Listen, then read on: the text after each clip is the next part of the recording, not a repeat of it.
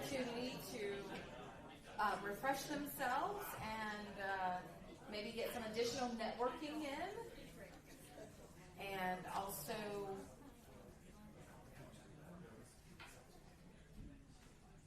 find the restrooms and just get better acquainted. How has everyone enjoyed the food? Good. Hopefully you didn't eat the brownies before you ate your fruit and your breakfast. But if you have, I'm not judging you. So I want to have an opportunity to introduce our next speaker, who is a Guilford College employee and leader. Dr. Amanda Zasbal-Huff is the head of ethical leadership programming for Guilford College. Amanda first came to Greensboro to attend Guilford College, graduating in 2008. She went on to get her master's from UNCG in intercultural communication and other courses, and presented her research on a TED Talk, Boulder Talk.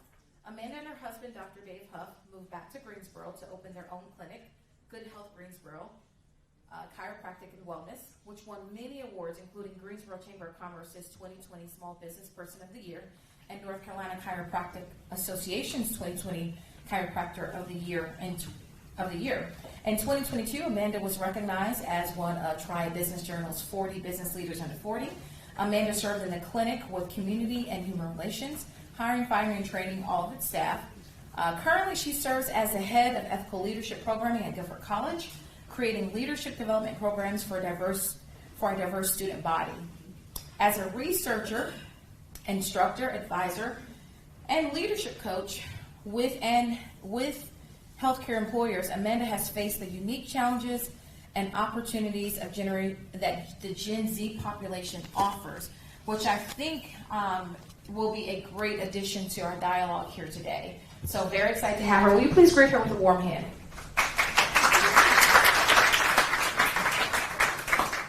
Thank you so much for that introduction. And now that you have a little information about me, I already mentioned that not only am I a representative of Guilford College, a very proud alumni, but I also was a healthcare employer. Is anybody here from a small business? Okay, nobody here, but in a small business we see all aspects of healthcare very up close and extremely personally. So I'm here to share the ups and downs of that journey. When we opened our company about 5 years ago, I'm just going to put all the cards out on the table. We did not know how to handle the younger employees. We had about 3 full-time positions, and we had 7 of those turn over in the first year or year and a half. Now we're down to about 2 of those turning over at the same rate. So we've really grown as employers. And at Guilford College, I have the joy of working with Generation Z employees and students all the time. So I want to know so today we're going to talk about ourselves generationally. I'm going to ask you to participate a little bit. We're going to talk about who Gen Z is, the pros and cons, the challenges with managing them, and strategies you can use for managing them. I want to know what are the burning questions that y'all have about Gen Z. Who's feeling that they pose some intense curiosities and challenges? Anybody feeling the stress around Gen Z? Okay, I see some hands. Okay, cool. Anybody particularly, like, this is what I want to know today, because I can kind of tailor our time that way. Blake, I saw your hand. What's your question about Gen Z? Well, I think working with youth, it's become very, very clear that the way that we have attracted them in the past is not how we can do it in the present. So my question is very generally, like, what do we do? How do we talk to them? How do we reach them? Yes. Anybody else have a different question that you're dying to know? I think alongside of what we just asked, I used to be on the committee years ago in a different life before Nova, but we always would look at some of the characteristics of certain generations to understand kind of what they were interested in, how to attract them, how to speak to them. So I don't know if maybe that's part of your presentation, but what are some of the characteristics of Gen Z that we could hone in on? Awesome.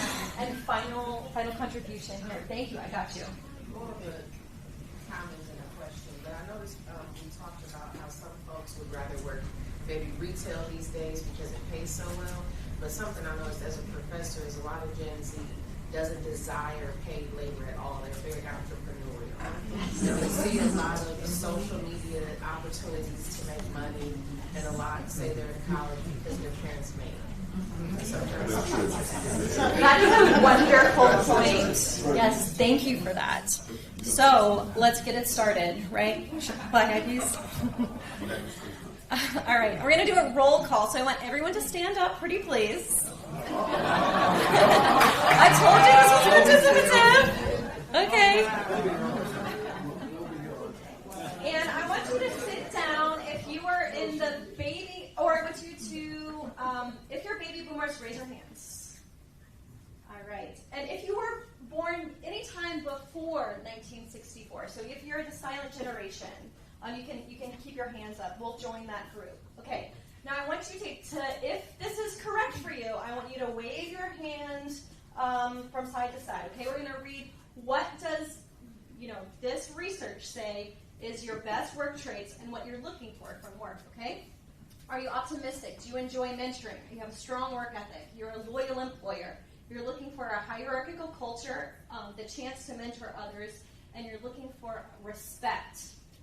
So that suits you, that fits you generationally. Okay, awesome, thank you. You can sit down. Thank you so much.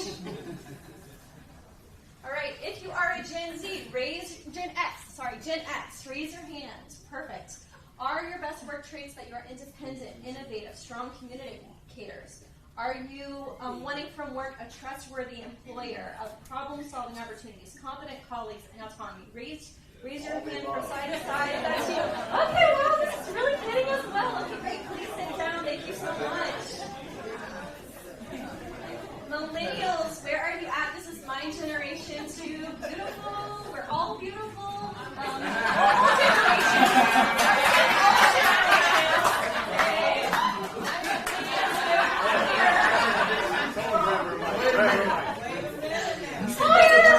Bias. Okay. Don't give me the microphone, y'all. Okay. So raise our hands. Are our best work traits being tech savvy, collaborative, focused on the greater good? Do we want an empathetic employer, meaningful work, training for new skills, and flexibility in our working lives? Okay, perfect. Thank you. Sit down. Do we have any Gen Z? Beautiful!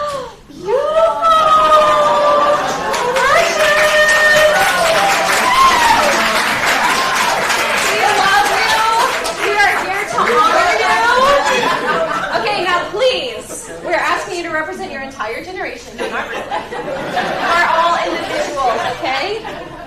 Okay, so is this accurate for you? Are you digitally fluent, practical, flourish? You want to flourish in diverse workforces?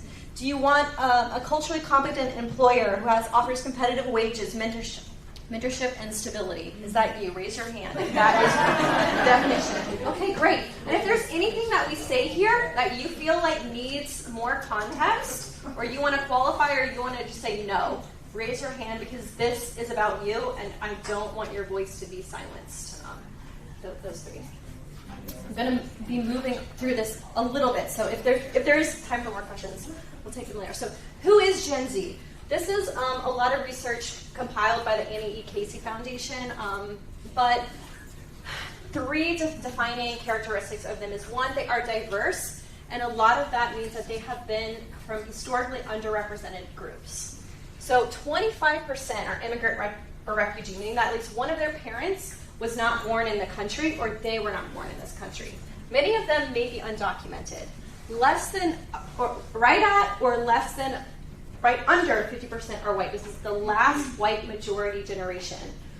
And it's also, and when we talk about diversity, it's so much more than white and black, or just about color. It's also about gender identities. So if in your workplaces you're not used to using pronouns, I'm a she, her, and I put it on my title slide, that is a way to signal to Gen Z that you are ready and open and curious about their whole selves, making space for their whole selves. less than 50% define themselves as solely heterosexual.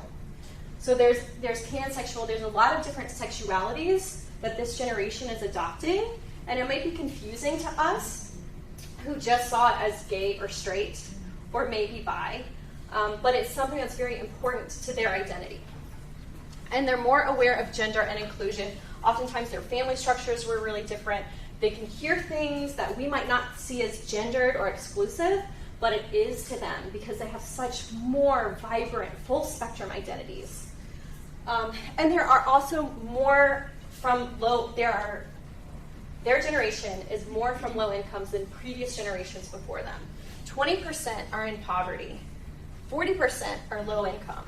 So that's already 60% that is below middle class. And 59% of their houses had employment insecurity throughout COVID.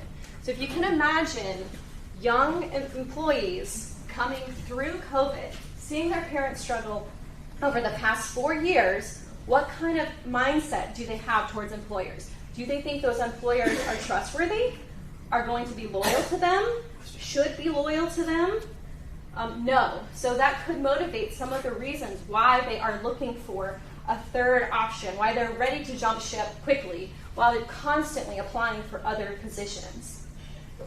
And they are socially and politically progressive, and that even includes people who define themselves on the right or Republican.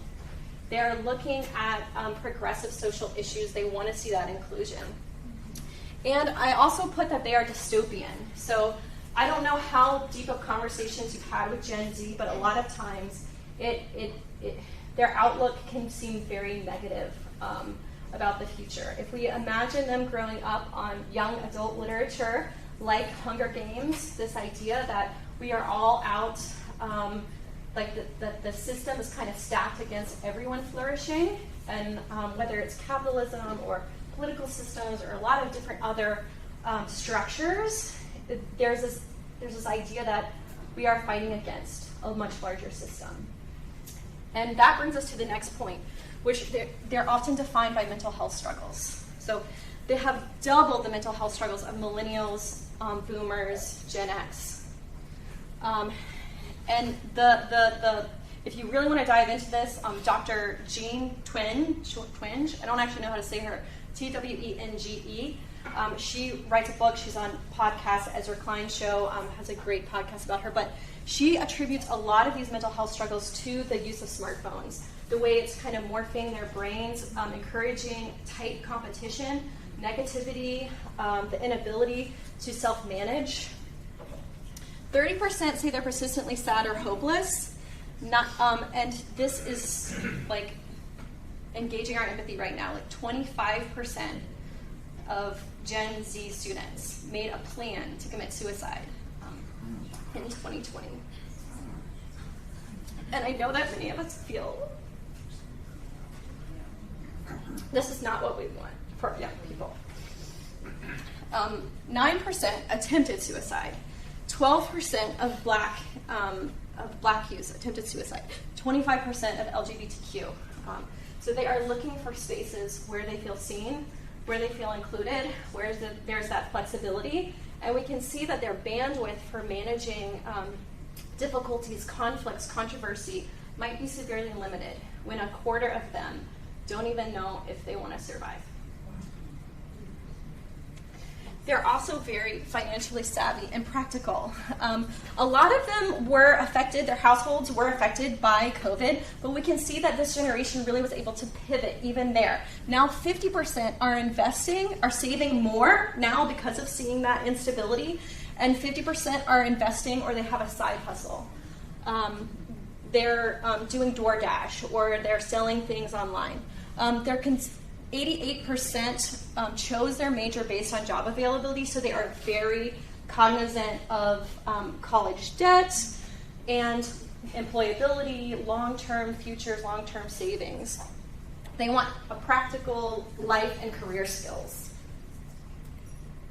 All right, I just emphasize this, but as the smartphones are being used, it limits executive functioning, which is the front part of our brain, which takes care of all of these things. When I ask our students what are the 2 things they need the most, One is knowing how to talk to other people. They know how to talk to people online, but they literally do not know how to have a conversation, even with their friends. 90% of social interaction with their peers happens online through Instagram or through TikTok.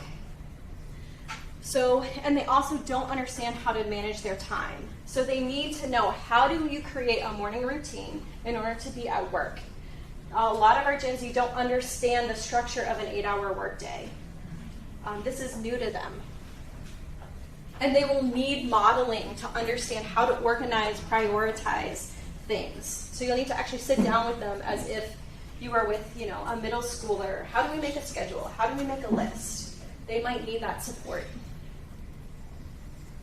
Okay, and now we're going to go into Gen Z in the workforce, and I want to engage our empathy one more time.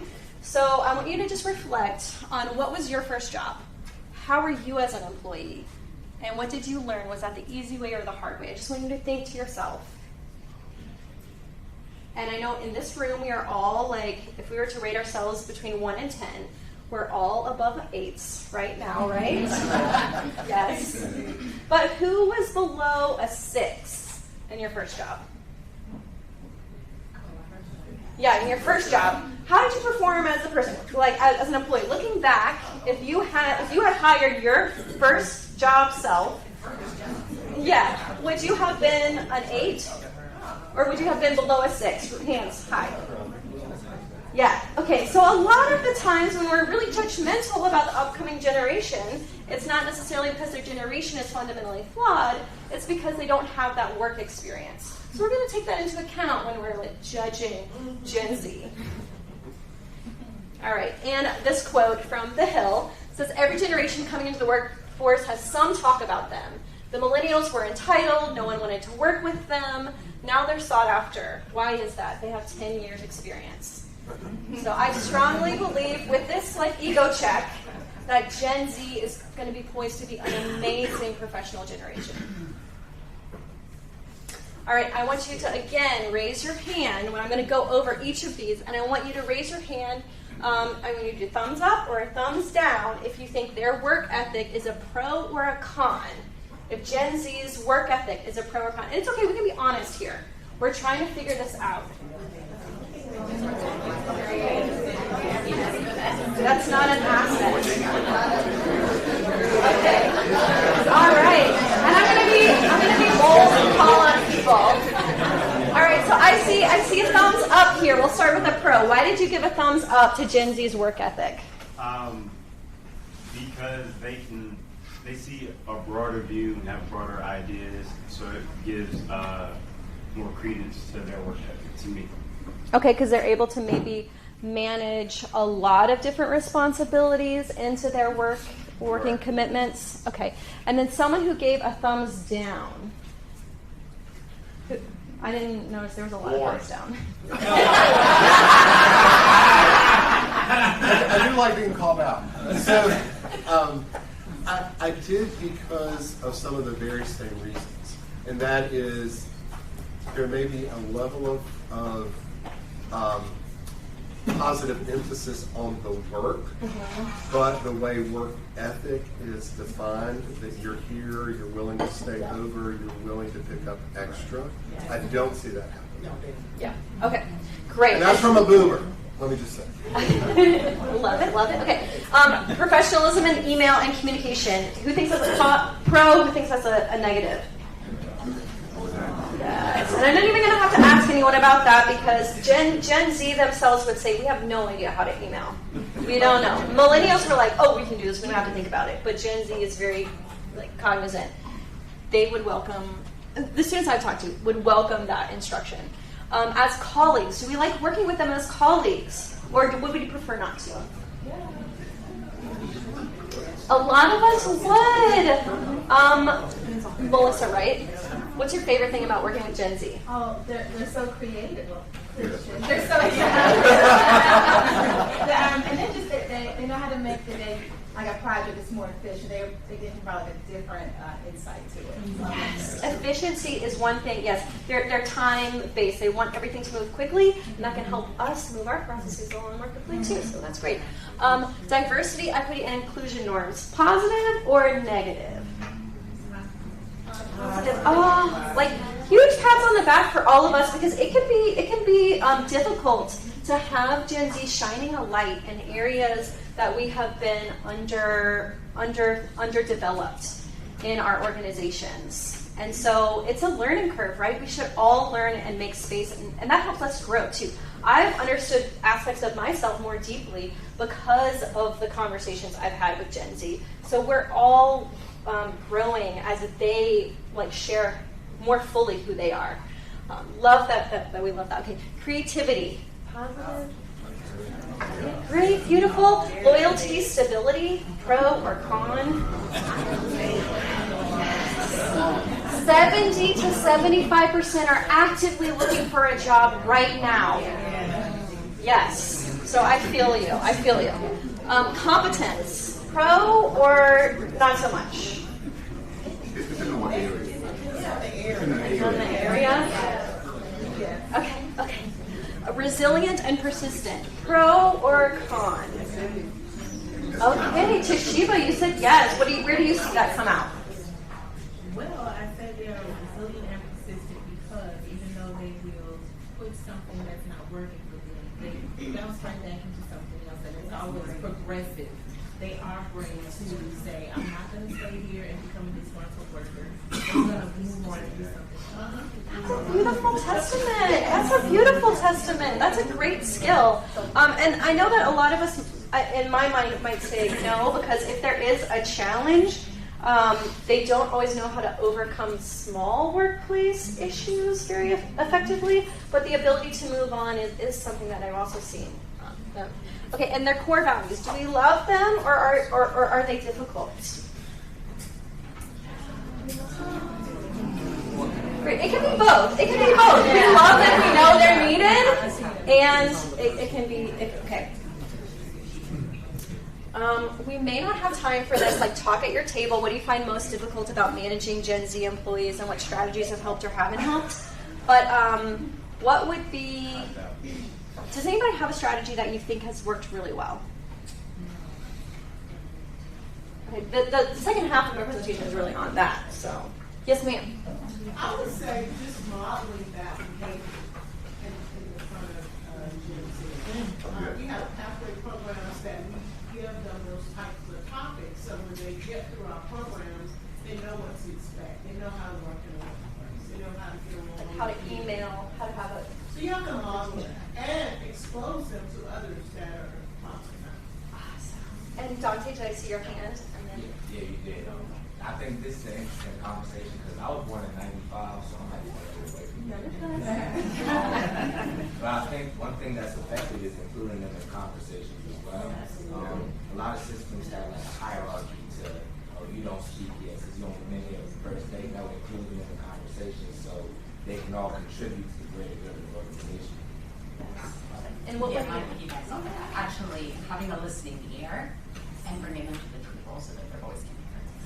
Yes. And if we could imagine what our teenage years would have been like if we didn't have friends that could process all the crazy, distorted self-image we have with. They don't have that, and they don't. They have them through virtual means, but it's really not the same.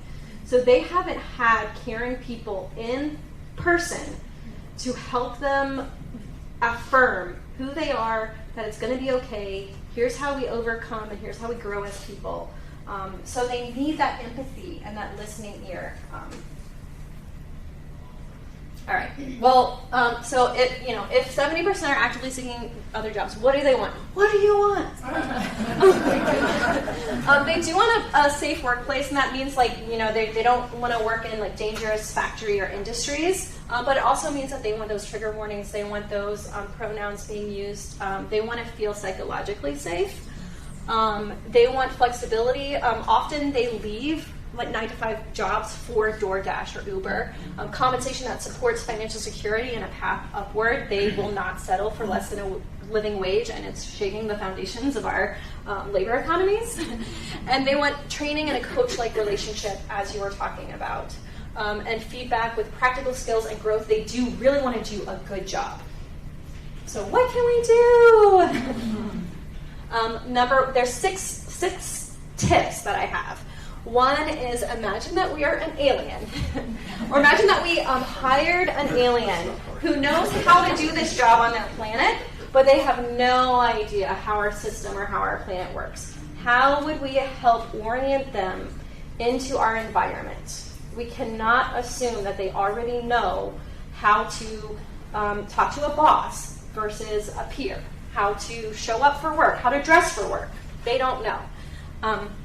And then, like Natasha was talking about, getting to know them, being genuinely curious. They will share a lot of who they are.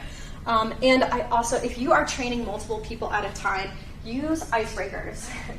In my generation, like, we would eye roll when people did icebreakers, but we'd secretly like it. But this generation is just like, oh my gosh, structured social interaction, thank gosh. So they really appreciate the structure to creating interactions. They want that interaction. They don't know how to do it, and the structure of an icebreaker helps them lower that social anxiety so they can actually build relationships. So in my scholarship students, I did an icebreaker every single meeting, at the beginning of every single meeting for the first 6 months, until I felt like that social anxiety had dropped down significantly. Establish yourself as a mentor or a coach. What they see as what they want is communication. They'll say that if you what do you want with your boss? What's most important to you about your supervisor? They'll say communication. But what they mean is that it's conversational. It's okay, what did you do? How was your weekend? What's going on in your life? Someone that can talk to them as a peer on their level, and someone that can set a context that you don't have to be perfect. We don't expect you to be perfect immediately. They don't understand that struggle is a part of professional maturation, or what to do when it's not perfect, or when they don't know. We really, as supervisors, have to set that context that, here's what happens when I ask you to do something that you don't know how to do. You ask me questions, you look at what other people are doing. And because their sense of failure is so high, and they don't know that it's okay that they fail, or that they don't know how to navigate things, it's extremely anxiety producing, and they need, and they try to do a lot of masking, pretending like they know how to do it, and that's really not going to be efficient for your business, and lives are on the line in your workplaces. So just saying it's okay, this is normal. There's many things I don't know how to do. Here's what I do when I don't know how to do something I need to do. They want direct, concrete, and frequent feedback. They want feedback every day. If they're doing something that's wrong, they actually want you to directly tell them, and they don't have the context to understand professional talk. It's oh, Amanda, I really love the way that you organized your presentation. That was really lively of you. I would know now that maybe hold back a little bit is what my supervisor is telling me. They don't have that degree of veneer of professionalism. So you actually have to tell them directly, Amanda, your points were great, but you were too interactive. And do it differently this way. That actually helps them lessen their anxiety to hear it directly like that. And you can ask them questions like, what are ways I'm supporting you well, and how could I supervise you even better? That opens up that two-way communication, and it sets the tone that everybody doesn't know exactly how to perfectly work in this environment. We're figuring it out together, and that's okay. And then second, you can ask this question, how can our company be even more inclusive and affirming of diversity? Like I was saying, diversity to them is more full spectrum. And so opening that doorway for them to share, oh, well, I noticed that we only have, you don't even have pronouns on there, or lots of different ways. Number 4, streamline tasks for easy, meaningful onboarding and turnover. Nobody here is I don't know if y'all are small business owners, but if you are as a small business, we had to pivot knowing that turnover was much higher than we anticipated in our so we it was a struggle, but we had to make sure there was every single standard operating procedure documented easy enough in an organized folders, so that very quickly we could have someone come into our company, self-navigate through how to train themselves so that we could keep a consistent business going.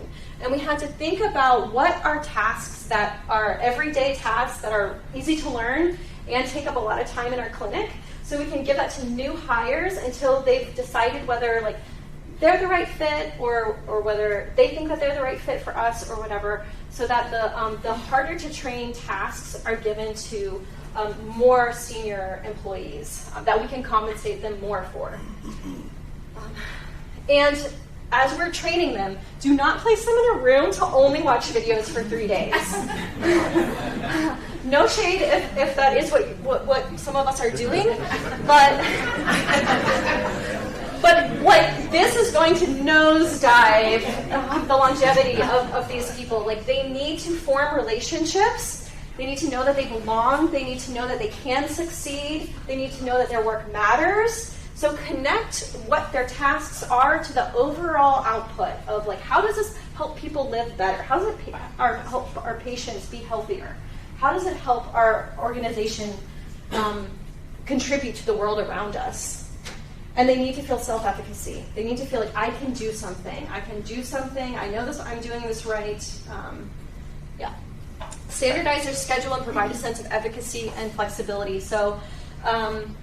A lot of us in healthcare have changing schedules. They hate that. They will leave the job and get one that has a regular, reliable schedule. So if you can have regular and reliable schedules, that might reduce your turnover.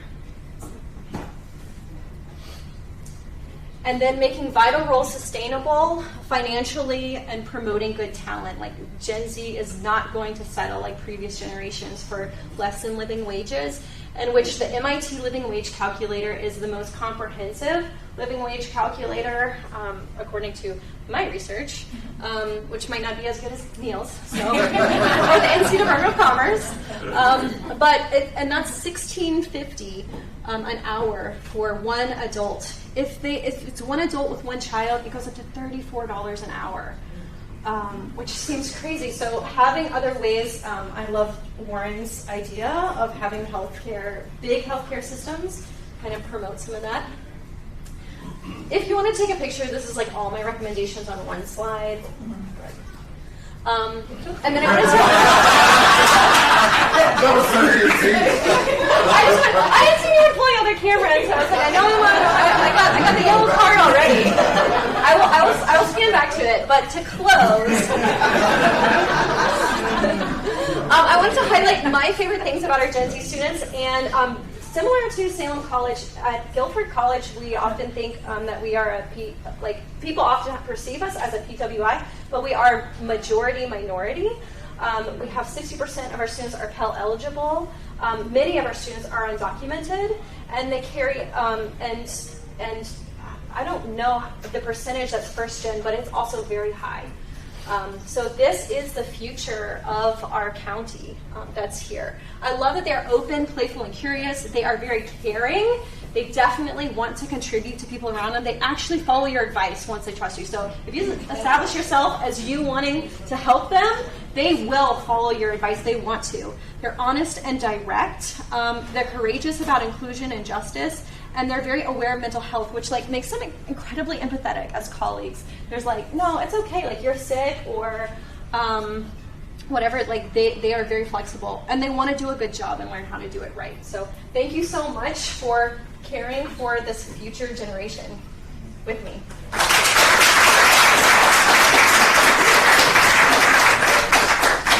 Can you flip back to your other side? Yes.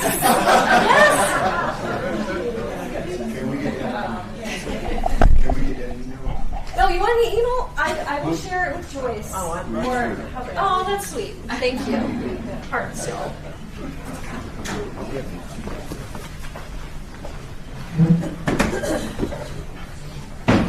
That was absolutely amazing, Dr. Menda. Thank you so much. while we're getting set up for our second panel discussion, does anyone have any questions lingering for Dr. Amanda? Any questions that we did not, that may be burning inside, burning questions? You can also ask me after. But let's give, okay, we do have a question? You need one more chair? No, I think we're good. Comment for the whole room. Just sitting here listening to Amanda talk about, the mental health issues that this generation has, and hearing Neil talk about the aging or mature population in the healthcare field. I just want you all to know I work for an agency called North Carolina Vocational Rehabilitation, and we are a state agency. We are under the Division of Health and Human Resources, and a lot of schools and a lot of employers do not know that we exist. So I just want you to know that we are there to support any individual who has a diagnosis. So the word disability doesn't mean you have to be in a wheelchair. It could be a diagnosis of anxiety. It could be a diagnosis of depression. It could be a physical disability. We work with individuals who are, high school students all the way up to senior citizens. We work with individuals who do not even have a high school diploma to individuals with PhDs. That's the population that we work with to help them obtain and maintain employment. So what that means for the schools and the employers is if you have a student who has any diagnosis, you might want to refer them our way. It costs nothing for them to work with us. Sometimes we can pay for their training, depending on the household income, and it sounds like there's a lot of low-income individuals, so we might be able to help pay for their training, whether it's college or any other type of training. And when it comes to employers, we can help you with your recruitment. We can pre-screen the people that we do have working with us and refer them to apply for your open positions. Part of my job is to pre-screen and make sure they're qualified for the jobs that they apply for. Also, we help them retain their jobs. So as you have this aging population, guess what happens as you age? You develop disabilities. How many people lose their hearing or lose their sight because of aging? If you get in contact with us, we could possibly help you retain those aging employees because we can help figure out accommodations that can make them be able to still be able to perform their job in a way that is going to be acceptable to you. So just wanted to make sure everybody knew that we are all over North Carolina. I personally work out of Guilford County, but it's just a resource that y'all could use, whether it's the schools or the employers. So just wanted to let y'all know. Thank you so much for that. All right, so now we are going to have our second panel discussion. So very excited about this. This is our employer panel, everyone. And I'd like to introduce our panelists today. The title of this discussion is Strategies for a Sustainable Talent Pipeline. So I'd like to introduce Daniel Grigg, Tina Beasley, and Julian Gamble. If you all can come up. Daniel Grigg is the Workforce Development Manager at Cone Health. Dan currently serves as the Workforce Development Manager. Under Dan's leadership, the new Workforce Development team is tasked with building strategic collaborations, both internal and external, to meet the future-focused needs of its surrounding community. Tina L. Beasley is the Executive Director of Foundation Manager and Volunteer Services for Northern Regional Hospital.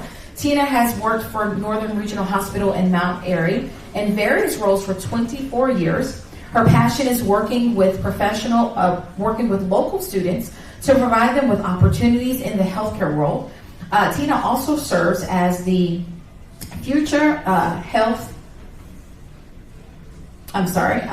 also serves as, it's an acronym, HOSA. I don't see it spelled out here.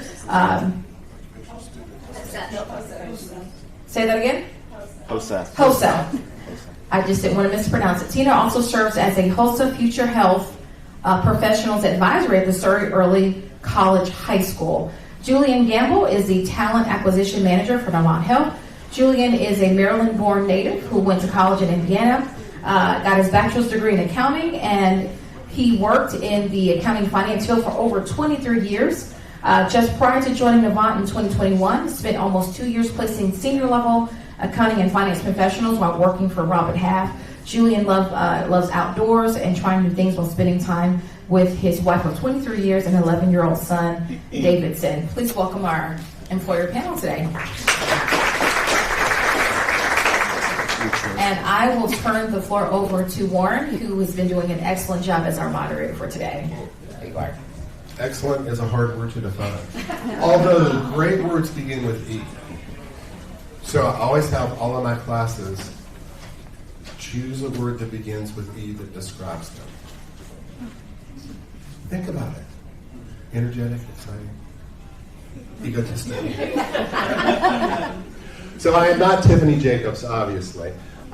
She ran into some problems this morning, and so I agreed to fill in. So you're stuck with me one more time, but a whole different exciting panel.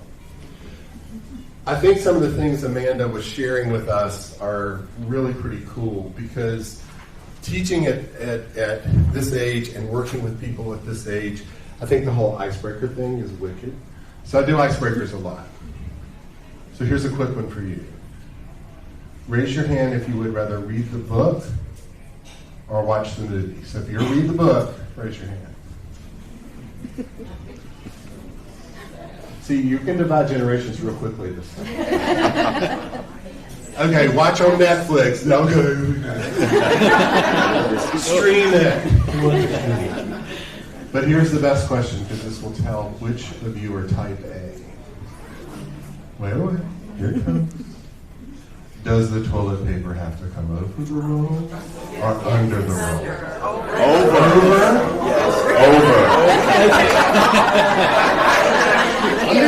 Here's the real type A question. If you're at somebody's house, do you change the toilet paper?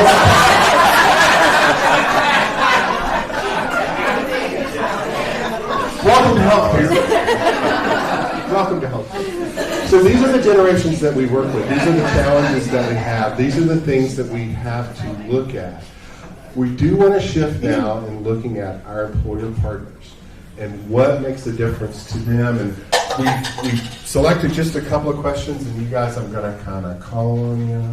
Okay. So, and if you don't like the question, you can ask for another. It's a call sign. All right. Phone a friend. There you go. There you go. So, Julian, if I may. All right. What are your current recruiting needs? And boy, that's a big, broad paintbrush stroke. And how have you structured your talent development pipeline? And we alluded a little bit to that, which I think is a wicked idea. But go ahead. Great. So this wanted to say thanks for great to be here with all of you here. I haven't got a chance to meet all of you guys, but so pleasant to be here with you. Really, that's a loaded question, right? I think about talent in a little bit different way than most people, because I'm 2 years into the healthcare spectrum, and there's a lot of positions, right? A lot of positions. So when I think about what our biggest need, especially here at Novant, it's nurses, right? Just like all other healthcare systems, that's the top need right now in our system. Obviously, we have a whole host of non-clinical positions in the system, but nursing comes up in every single conversation with every leader that I'm in the meeting room with, or every Zoom call I'm a part of with Novant. So some of the things that we're doing really to address that need, right? There's a lot of different strategies. We've talked about the different generations here previously with a lot of our colleagues in the room. So some of the things that we've done, hiring events is one of the key things that we've tried to do, really and be successful in a lot of different places. So campus recruitment is a huge thing for us right now. So being on colleges' campuses like Guilford is very special to us. We have the campus recruitment team that's extremely focused on, engaging with students and really planting that seed, right? Because when you think about, we had a discussion at our table with some other colleagues here earlier, is that when you think about healthcare, right, for someone that's an 18-year-old, 19-year-old, 20-year-old, when you mention, hey, would you want to work for an Atrium or a Novant or fill-in-the-blank hospital system, what comes to mind first? Doctors, nurses, right? Clinical positions. And it's not just that, right? It's getting in front of those individuals early enough to be able to plant those seeds, talking to classrooms, talking to them on campuses, to really talk to them about what it means to be in a healthcare organization. It's not just doctors and nurses, right? We have an organization to run. So a strategy for us is really getting in front of individuals at that early age, and now we're even having discussions at high schools, right? So getting in front of them early enough to have those conversations. So that's one thing. The other thing is, I don't know if you guys don't know this, but the days of posting a position and praying that people apply, they're over. They're over. So a lot of our talent that we've seen, not necessarily in the clinical space, but also non-clinical at Novant, has been chasing passive talent, right?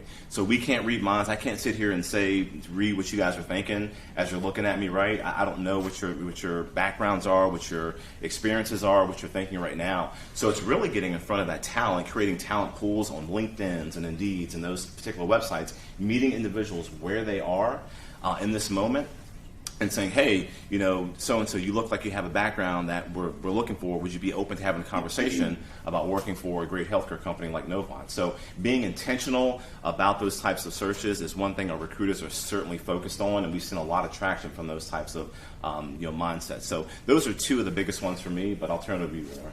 Okay, great.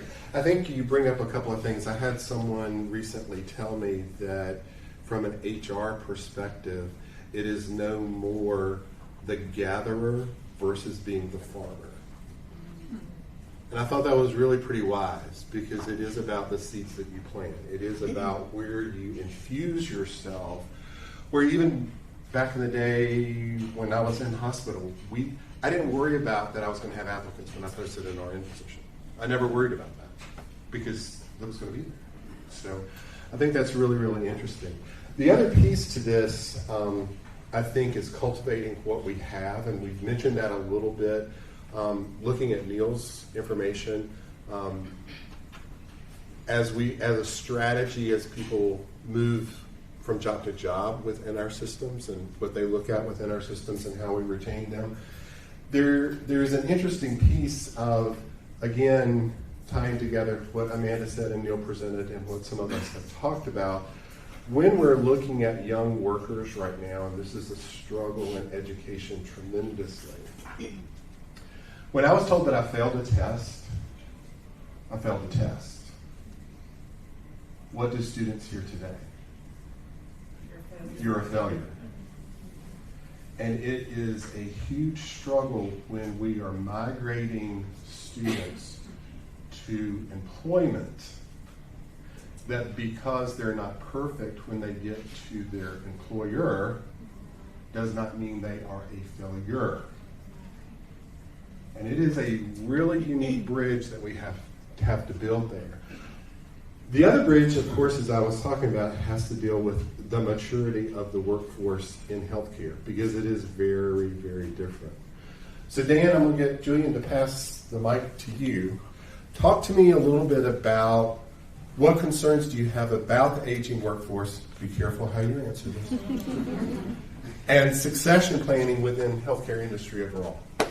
Hey, good morning, everyone. I'm excited to be here today. So at Cone Health, this is a question I actually can answer. We have a succession planning team that we brought on board back in 2020. And in workforce development, I've actually been asked to sit on all the talent reviews that we do with our top leadership. And a direct answer to that I've seen recently is that there's a very large gap between this emerging leader talent and young talent and our C-suite hospital leaders, acute care leaders. And there's a lot of concerns. When I came to Cone Health, I started, my colleague Travis then and I started an internal career development center. And I've had 3.5 years of experience meeting with healthcare professionals, hearing their greatest fears, especially during the pandemic. And in 2019, I would meet with top leadership that would say, I'm duking it out. I'm going another 10 years. And I would always make a joke and say, I'm out the second I can. And then 2020 came. And by the time we got to 2021, the types of meetings we had shifted from just a resume to I almost felt like I was a counselor. And really good, experienced, incredible, noteworthy talent decided this isn't worth it anymore. They are awesome. We keep attributing it to the youth, but all of us are waking up after this last 3 years and saying, what value does my life have? Is it in this, or am I looking to do other things before my time comes up? So it sounds kind of morbid, but the reality is that we have to create programming to take that emerging talent and get them ready for these top level leadership positions that frankly, my CHRO is my mentor at Cone Health, and I use me as an example. And I said, if you win the lottery, we'll go positive. We won't say hit by the bus. We'll say if you win the lottery and you bail tomorrow. If you looked at me and said, well, you're going to have to step up to be CHRO, I don't want it, and B, I wouldn't know where to begin, right? So looking for that talent now is important. It's not just in clinical, although clinical is a major concern, as we all know. It's really important for us to think about leadership development programs within our own organizations, partnering with folks like the Chamber of Commerce and Action Greensboro, with other voices and the different leadership Greensboro paths that they have. We don't have to do it all. We have to look at partners like a GTCC, for example, where we can say, what can you do and what can we do? I think someone earlier talked about the health systems coming together with FTCC and Winston-Salem State, and I love that. But my concerns are that, in 2019, I saw a slide that said, it's coming. You're all going to be retired, and we're not going to have talented staff. And I'm really sorry, y'all, but it's about to be pretty close to 2024. It's Christmas in July, and we're there, and we've been there. So definitely that's a concern for me. And then just COVID. A lot of folks have been burned out on the healthcare industry. Someone mentioned earlier, I love that. I used to work with students for 10 years at GTCC in North Carolina A&T, and everybody thinks it's something, right, until they get into it. And nursing is a big something. And that first year is probably a big barrier for all of us to try to get them through that first year and say, you can stick the course with this. And COVID threw all that off. And an industry that was appealing. My mom's a 30-year retiree from being a nurse, and she said, I don't know if I could have done it, Danny. So yeah, there's a lot of concerns that we have, but one thing I can say from a workforce development perspective is we all got to work together. And I know I hate that. From 2020, I'm so sick of hearing we're all in this together. Somebody said that to me again. They're like, we're all in this together. I'm like, be quiet. I just want my groceries to get out of the But we got to partner. We've got to work together. They asked me in my interview for this position, why you want this job? And I said, because I got a mom that's 74 years old, and I'm terrified that she won't have the care that she's going to need going into a hospital. Or that senior home facility statistic really scared me to see that number dropped as much as it did. What are we doing to help that industry? Because all of us have someone at stake that's going to need that at some point. So those are my fears, and that's what we're hopefully working on. But I do think that a lot of this is very valid. I think if we don't talk about what keeps us up at night, and if we don't talk to each other, we're not going to move the needle. Because that leaves us just as the dinosaur in the tar pit. Help me, help me. You're stuck. Come on. Speak to each other. That's what we have to do. So I think your points are really, really spot on. One of the things that another wise mentor of mine told me, actually two thoughts. One is when people retire or resign, you lose history. Case in point, I was on a unit yesterday with a clinical team. For those of you who are in the hospital, you'll know what I mean. Epic went down. I can't talk in that. I can't.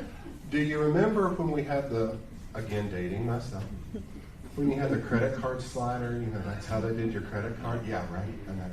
Now, if the little pin machine goes down, they don't know what to do. Well, you don't have money? Yeah. I don't care. Same thing with that. What do we do? I said, well, back in the old day, we took a piece of tape and put it on our leg and we wrote everything down that we did, and we pulled the tape off and we put it on a piece of paper and we stuck it in a trunk. But they were stunned. They became non-functional. So you lose history if you lose maturity. You lose the how do we cope when you lose maturity. And I think that's one of the things we have to keep in mind, because who's going to pass that on to? Your students and your students, your employee, because it matters. History will always matter. I should have been a history major. Your turn. All right. So, Tina, I think you bring fresh and new perspective. So just briefly share where your hospital is located and the population around your hospital. Because I don't know that everybody knows where your hospital is. Okay, so we are in Surrey County. We're in Mount Airy, North Carolina. So very small town. And you asked me a question about population. I hope I get this right. I think it's around 75,000. Am I right on that, Crystal? We won't know. Thank you. No one Google. No one Google. No one Google, that's right. Google's not allowed here. So we are a small community hospital, so very different from what you guys face each and every day. So ours is a little bit different, smaller hospital, but still facing a lot of the same challenges. Sure. So along that line, talk to us a little bit about what your recruiting looks like, because you have a different focus, right? We do. And a little bit about retention, community values, because when you look at North Carolina, are we more urban or rural? Incredibly rural. Because unless you're in the Piedmont corridor, you might not even know your neighbor on your street. So it makes a difference when you're in Mount Airy. All right. Talk to us a little bit about your recruiting and what you do and retention. So we have what we call a grow in our own strategy. And what we mean by that is we try to invest in local students. We try to invest in our own employees to fill those key positions. So one statistic that we looked at is 85% of our population of workers comes from within a 25-mile radius of Mount Airy. So most of them are pretty close by. But then there's another statistic that says that 85% of young people that leave the community for work or for school don't return. So we started noticing that we needed to do something to keep people in our community, because if they leave, then we've lost them. So we implemented the Grow in Our Own strategy. So through several partnerships, I could go on all day, and I kind of get a little nerdy when I talk about our programs because I get so excited about them. But we start actually at the elementary school level. We are in the elementary schools. We are in the middle schools. We are providing, of course, most of the programs that we provide are at the high school and college level, but we do start very early on. So we feel like if we invest in them, if we show them things, we get them interested a little early, then later on they may want to come and work for us. So we do scholarships. We have programs like Camp Med that's funded through Northwest AHEC. We do that each year. We let them get hands-on with all kinds of different things just to really get them interested in healthcare. We have a partnership with our local community college that is structured very similar to what you guys were talking about earlier with Forsyth Tech, where we provide those clinical instructors. So we've had that in place for a little while, and that has been beneficial too. So just through community partnerships and really getting out there and doing these things, we partner with HOSA. That's an organization for high school students and up into the college level, where students can be involved and get experience in the healthcare world. So we're very involved with that. Junior volunteer program. Somebody talked earlier, you were talking about the statistic, about the one-year statistic. So through those programs, we try to get them in and let them see things. I always tell them, if you come in for 6 weeks in the summer and you hate healthcare, that's okay. At least you know while you're in high school and you're not wasting your parents' money when you get into college and wasting time. So we try to get them in. I find that kids that age always feel like healthcare is like Grey's Anatomy or Chicago Med, and I'm like, it is nothing like that. So we try to let them see everything firsthand to kind of help them make that decision. Some of them choose to go another route, and that's fine, but a lot of them do stay. So we just feel like the more that we invest in those in our community and within our own facility, that they will return and invest in us. I think that's a great idea, and you do have to, again, be the foreman. Yes. And you are technically doing that. Mm-hmm. One of the areas that, I continue to look at from, I'm going to say from the employer standpoint, because I need to be able to coach students to be employees there, is really kind of twofold. One is the whole difference in culture, because school culture is very different from work culture. A former president at David Davidson Community College once said in a talk, the thing that kept her up at night were fifth graders, because they have no idea where they're going, right? And so I think it's so smart to be in the schools and to be representing yourself in the school, because they will remember that nurse from your hospital, or that rad tech, or from Novant, or from Cone, as a role model to look at. One of the difficulties as an employer that got shut down, probably because of the great opportunity, but a little bit before that was, anybody here Candy Striper? Right? Well, I was, but they called us pilots. I went on to be a flight nurse for a while, but I don't know why they called it pilot. Anyway, there is no volunteer program anymore that allows students to come into and be with employers, whether it's hospital, clinic, any of these facilities, because we put all the barriers up. I'm not saying the barriers are wrong, don't misunderstand me. But when you have to inoculate the world in order to come in and observe, and that level of vaccine and that level of titer drawing that we have to do costs $450 out of somebody's pocket, we lost that. So then the challenge becomes, how do we make this creative? How do you and you and you create videos that are drop-in? How do you bring teachers to your facility to teach them how to teach about health careers? How do you allow those teachers in there to understand why STEM is important? Because until you capture that group, we're going to have a difficult time convincing them when they are coming to post-secondary that this is a role that they want to do. So again, the challenge becomes, how creative can you be? I tell people all the time, if you would just create a video, 1 minute, 30 seconds, following a rad tech, pop it out there, pick your social media. Don't use Facebook, nobody uses it. Pop it out there. You're going to be surprised. 1 hit, 2 hits, that's 2 more than you had before. So when you start thinking about that opportunity, I think that's golden. And then you start tying them to educational partners, which is even more golden. All right. This is a toss-up question, real quick. Okay, so you've gotten to know me already. So you know I kind of change things around a little bit. So the question is, does DEI impact your recruiting efforts?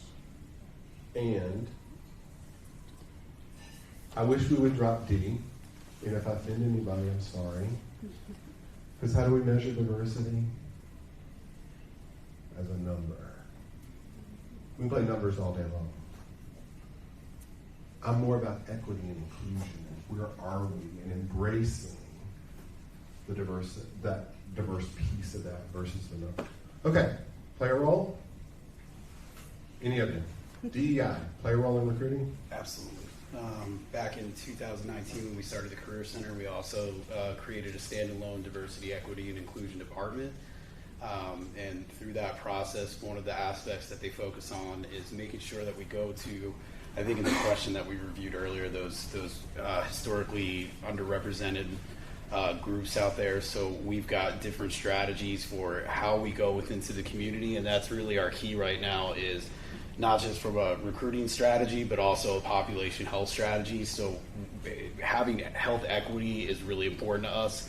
A great example of that right now in Greensboro, shockingly, is that there are 3 zip codes where I die 10 years younger statistically than everyone else in the city of Greensboro, and that's shocking and appalling, and I see every head in this room practically shaking their heads.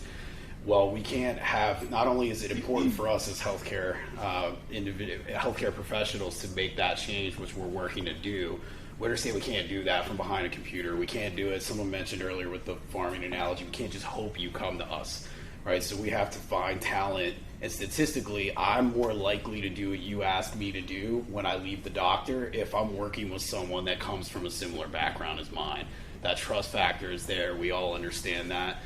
So we're working really diligently to get out into the community. Again, I hate to use it as an excuse, but with COVID, you're right. We buckled down and we patched up the location to make sure we could get through. Well, that's passed now. So what was a webinar a year and a half ago for UNCG or North Carolina A&T, we have to get back on campus and we have to meet with these different students and we have to talk about the different initiatives we do at our facilities, whether a hospital or health systems that support all of that DE. So cool. That helps. Julian? Yeah. So very, very important question. Thanks for mixing it up.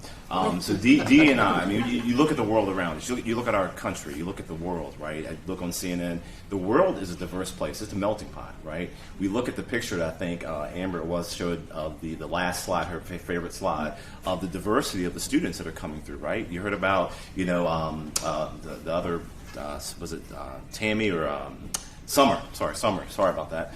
She came up and said she doubled, the enrollment or triple enrollment over several years. So you see how the impact of just having more diverse students come through. That's our world. That's our nation. That's our state of North Carolina. It's going to be more diverse tomorrow than it is today, than it is next week and the week after that and the week after that. So it's very intentional. So we have to always serve the communities, right, that we work in, right? It's all about building that. So really, when you think about DE&I efforts, we're very intentional. We know that our community engagement partners are out there in the communities doing great work, whether it be teaching the communities about vaccines that they need to take, or talking to communities about certain other things that are important in healthcare. So from a talent acquisitions perspective, we're there with them, holding their hand, kind of talking to talent and talking to the community as they're in there engaging, because we know that we need to make sure as our communities change and get more diverse, that we're out there being inclusive, going to Pride festivals, going to the Juneteenth festivals, doing things like that. They're certainly intentional. We have the Olaf Festival coming up later in Charlotte this year. So doing things that are intentional, knowing that we've got to be there for our communities. We have to be able to build healthier, enriching communities, as someone else earlier said. So we're very intentional. I think it's a tough talk to have, but actually doing the action is more important, right? Action speaks louder than words, right? So we're very intentional, and I think that's what we have to do as healthcare providers, is really think about different strategies and engage and break down those silos within our organizations, and work with those community engagement partners, work with those other team members across the aisle to say, hey, what is it we need to do to attract talent as we build our organization to be sustainable, to be that place that individuals go to seek care as they're going to need it down the road. Tina, anything to add? Yeah, so I agree with all of that, and looking more at kind of a different perspective of it. So with a diverse workplace, of course, there's going to be more creativity. There's going to be, all of these benefits. But when you're looking at it from a patient perspective, and I know, the diversity is more than just race or language and those sorts of things, but I think sometimes the patients are more comfortable if their caretaker, whether it be their doctor, their nurse, whatever, is somebody that speaks the same language as them, or things like that. I just think it's going to put the patients more at ease. And just an example of one thing that we've done recently, we're branching out and are opening a family practice in Dobson, and it's about 15 minutes from our hospital, and they have a large population of Hispanics, and the provider there is going to be Hispanic. Of course, he speaks English and everything, but because of that population is already, the practice is not even opened yet, but they're already migrating to that practice and asking questions, wanting to be part of that, just because they feel more comfortable with somebody that speaks their language. So I think it's important from a recruiting aspect, definitely, but when you start thinking about the patients and their relationships with the caregivers, I think it's important from that perspective as well. Right. And I think you all have a huge challenge as employers, because it is not just the recruitment now, it is the retention. Yes. And there was a period of time where everybody had travelers in, everybody was paying exorbitant amounts of money. Then you just shift and you up your salaries for the people who stay, and the travelers go away. And maybe some travelers stayed because they liked the people that were there. But it's becoming even more paramount that you are constantly looking at that retention piece along with the recruitment piece. We are going to always migrate to our role models, whether you ever want to admit that or not. We all have a role model. parental, professional, employment, there's always a role model. It always surprises me when I go into, so one of the great parts about my job is I get to go to a lot of clinical sites, and I'm not committed to any of them. It's really kind of fun. But one of the things I watch are those clinical sites that have a mentoring program that is greater than 2 years versus a precepting program that's 4 months. Two things. The mentors stay because they're needed. My mentee needs me. I don't want to go yet. The one being mentored stays because they realize I got a lot to learn. It doesn't come from a book, because that's healthcare. Your challenges are greater than mine, because you got to keep them there. You're 365, 24/7, and people depend upon you. I'm very grateful for what you do for students from all the educational people represented here. Thank you so much. We want to be your program. Questions from the audience from our employers? Thoughts, ideas? Yes, sir. My name is Eric Salado. I'm with GuilfordWorks here at Guilford County. I formulated a question. This kind of posed to the whole room. I'd be remiss if I didn't ask. So the question is, what values are organizations reinforcing to match the workforce that we need?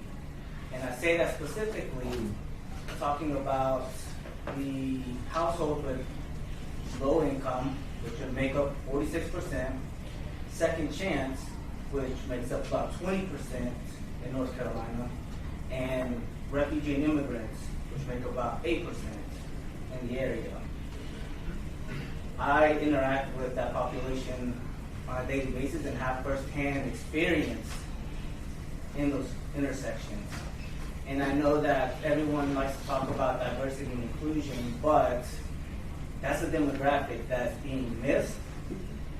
And I understand that there's regulations and laws that might hinder entry into certain fields or occupations, but I also know that there's career pathways for certain occupations, because I have a 15-year-old sister, and I know that in high school, her and her friends are looking at what's obtainable to them.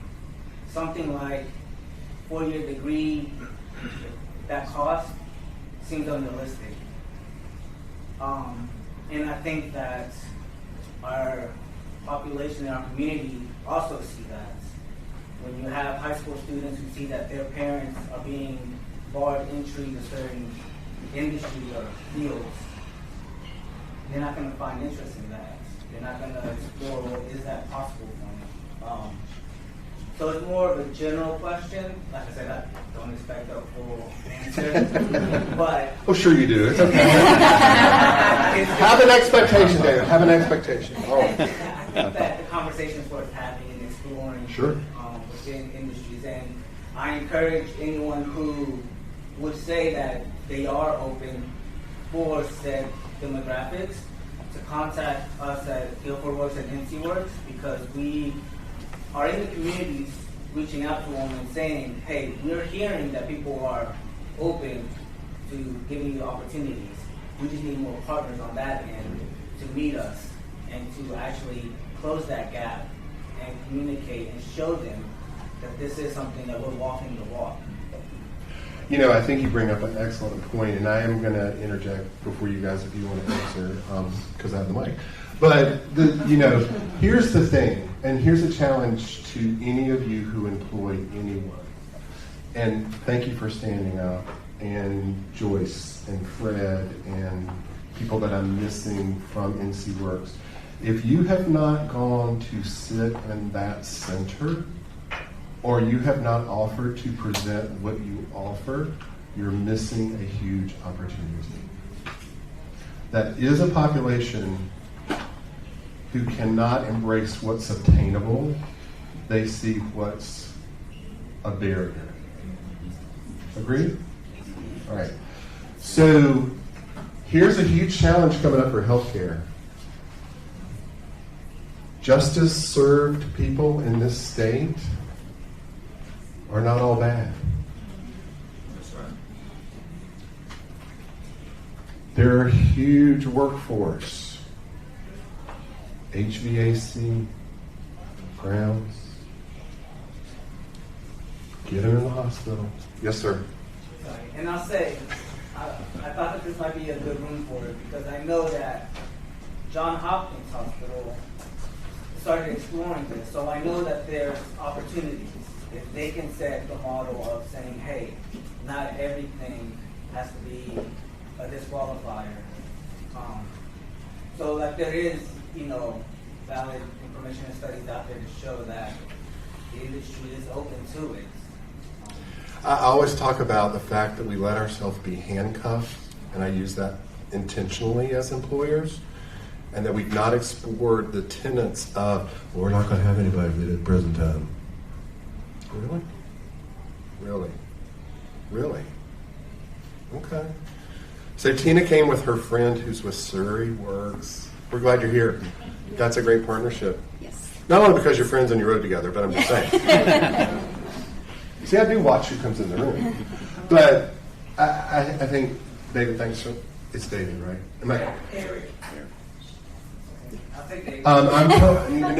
No, I apologize. So I'm coming to vocational rehab so you can work on my hearing aids? Because I'm part of the maturing workforce. You do have to recognize your foibles and your faults. Anything you guys want to add to what Eric said? I would like to mention some of the things that we have done at Northern. Even though we're a small community hospital, we see a lot of those people that you're talking about. So just a couple of things. I will say you were talking about the prison time thing. That is looked at on a case-by-case basis. We also work with vocational rehab. We recently started working with them, so those with disabilities. And then when you start talking about the financial barriers, I'm glad you brought up GuilfordWorks because we work very closely with them. There's those internships where with the pre-apprenticeship and the apprenticeship, they can actually get their college completely paid for. But we also, part of the reason we bring them in early and we start interacting with these students early on from middle school, early high school, that gives us a chance to get to know them, and they kind of share with us what their barriers are, and they will say things like, well, I would love to be a nurse, but I can't afford it, or my family's never gone to college, I don't even know where to start. And so we get to know them on a personal basis, and that gives us a chance to share some of the opportunities with them. And if they don't fit one program, we move to another. And if it's as simple as bringing them in as a junior volunteer, which, by the way, it's not Candy Strippers anymore, but we still have that program and have 44 students this summer. So, but we can bring them in, as a junior volunteer, kind of mentor them, let them see the hospital, talk to them about everything that's out there. If they don't fit any program, we can bring them in as a CNA once they complete that course. Let them work and use educational assistance. So we try to remove all of the barriers that we can. That's something that's very important to our leadership team. Cool. Anything burning? And I'll wrap up. Yes, real quick. So Eric, thank you so much, my friend, for asking that question. Such an important question, especially when you have a room with this audience.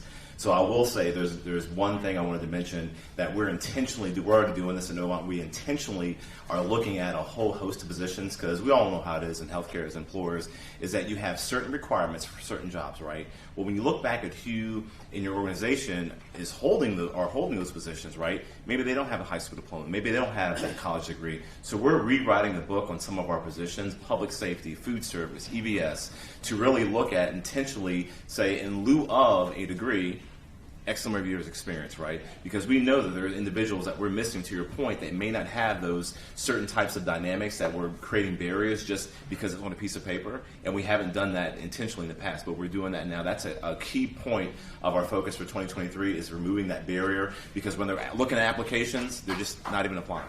So.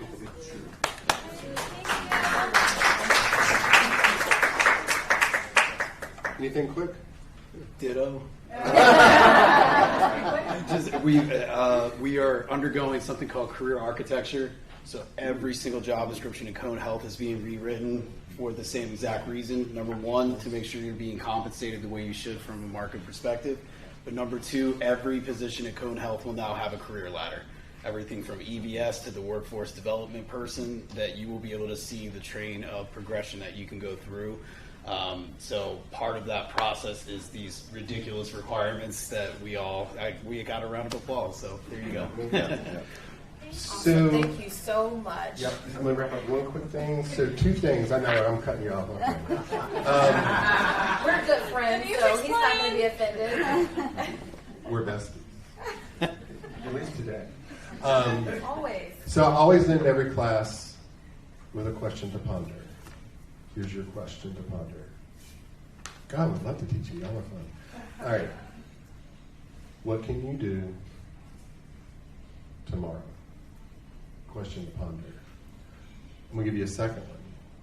We're going to send out the list of people who registered today with your contact information. Now, if you don't want that done, let Joyce know that you don't want that shared. I challenge you to reach out to somebody that you either heard from or met to say, let's talk about change.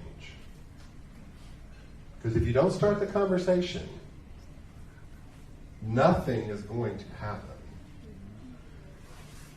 Best quote, recently discovered again, Walt Whitman, old man like me. Be curious, not judgmental.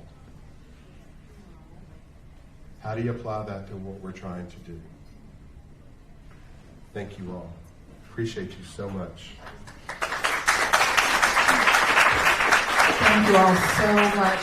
We value your time, and we certainly respect your time. Just want to give another hint to our panel. Thank you all. We are going to have closing remarks by our illustrious, amazing executive director newly appointed, Dr. Danielle Harrison. Before she mounts the podium, I would love to be able to capture your feedback. There's a QRC on the back. We'd love to get your feedback. We want to know how we can make these engagements more impactful, better, and more targeted to collectively making a difference, as Warren so eloquently encouraged us to do so. But I'd like to just take a couple moments just to introduce Dr. Danielle Harrison and the work that she's doing, and then we will dismiss, okay? So Dr. Danielle Harrison is the Executive Director of GuilfordWorks. She has more than 16 years of experience in workforce and people development, including managing education programs, vocational training, and employment contracts. She began her career working for the North Carolina Department of Public Safety and has taught career-oriented curricula for both Davie Community College as well as Virginia College. Dr. Harrison earned her associate's degree in criminal justice from Guilford Technical Community College, a bachelor's in criminal justice and minor in psychology from Guilford College, master's degree in adult education from North Carolina A&T State University, and a doctoral degree in education from Northern Central University. Please let's welcome her, and I'll go ahead and advance. Thank you for attending. You will hear from us. There are several other platforms in which we can continue this discussion, but we will adjourn after we hear from Dr. Danielle Harrison. Please welcome her as she comes to the podium. So in other words, that means I need to hurry up. So good afternoon. As Joyce mentioned, I'm Danielle Harrison, and I presently serve as the Executive Director of the Guilford County Workforce Development Board, also known as GuilfordWorks. It is a distinct honor and pleasure to have witnessed such an amazing event today. I would like to first extend a huge thank you to President Kyle Farnbury, Dr. Amanda Huff, and the esteemed faculty and staff, as well as the Board of Trustees of the great Guilford College.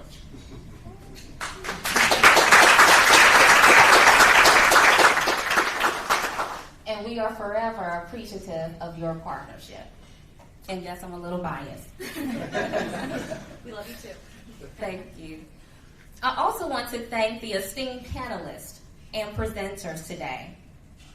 Also, Joyce Rice and Fred Henry of GuilfordWorks for their coordination of such an amazing program. And last but not least, I would like to thank our board members, I see one here, as well as the attendees and supporters who are present here today. During the COVID-19 pandemic, we as a city, county, state, nation, and a global community learned tremendously. We gained greater perspective on the essential worker. According to the World Health Organization, the health labor force plays a key role in constructing resilience of communities to react to tragedies caused by both natural and artificial exposures. If it were ever misunderstood before, we understand now, and that is the significant role of the healthcare worker. We also understand the importance of the healthcare system and the health of our loved ones and each other. And so as the process of population aging continues, we have to ensure that we are not only equipping the existing healthcare systems with the necessary tools and resources to be successful, but we also need to plan now for not only the unexpected, but also for the anticipated. But I am confident that with all of you here, that we can and we will. And so, as an alumna of Guilford College, if you didn't know, I understand the importance of values. This summit was based on the principles of ensuring that we are all actively strategizing and implementing best practices in the realm of the healthcare field. Guilford College's core values comprises of community, diversity, equality, excellence, integrity, justice, and stewardship. These core principles aligns with GuilfordWorks' mission, which is creating equitable opportunities of advancement for our job seekers and employers. So today we have continued stepping into the right direction. The direction of being community-centered. The direction of listening to and gaining from diverse perspectives. The direction of learning how to incorporate equality, integrity, and justice as stewards of change while continuously collaborating with a spirit of excellence. It is because of change agents like you who are here today that we will continue to be a community that values its residents, its labor force, and our neighbors. And so thank you for entrusting us today as a convener and also as a nucleus for workforce discussions and solutions. And we also want to continue entrusting you as we collectively make a positive change. Thank you.